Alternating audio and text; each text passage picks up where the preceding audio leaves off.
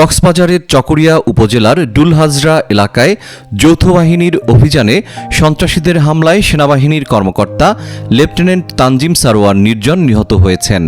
আন্তঃবাহিনী জনসংযোগ পরিদপ্তর আইএসপিআর এক সংবাদ বিজ্ঞপ্তিতে লেফটেন্যান্ট তানজিমের মৃত্যুর বিষয়টি নিশ্চিত করেছে।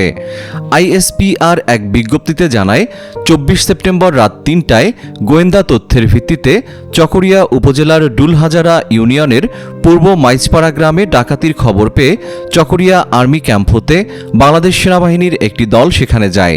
আনুমানিক 4টায় মাইজপাড়া গ্রামে অভিযান পরিচালনা করার সময় 7-8 সদস্যের একটি ডাকাত দল সেনা টহল দলের উপস্থিতি টের পেয়ে অন্যত্র পালিয়ে যাওয়ার সময় লেফটেন্যান্ট তানজিম সারোয়ার নির্জন ডাকাত দলের কয়েকজনকে তাড়া করেন।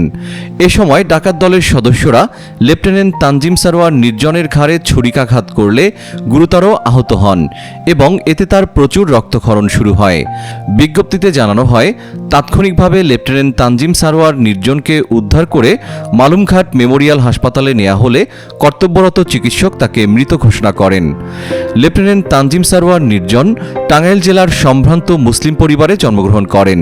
মেধাবী এই তরুণ সেনা কর্মকর্তা পাবনা ক্যাডেট কলেজ হতে উচ্চ মাধ্যমিক সমাপনান্তে 82তম দীর্ঘমেয়াদী কোর্সের সঙ্গে বাংলাদেশ মিলিটারি একাডেমি হতে 2022 সালের জুনের 8 তারিখ আর্মি সার্ভিস করে কমিশন লাভ করেন। উল্লেখ্য, ঘটনাস্থল হতে 3 ডাকাতকে আটকসহ একটি দেশীয় তৈরি বন্দুক, 6 রাউন্ড গোলাবারুদ উদ্ধার করা হয়। এছাড়া ডাকাত সন্দেহে আরও 3 জনকে আটক করা হয়।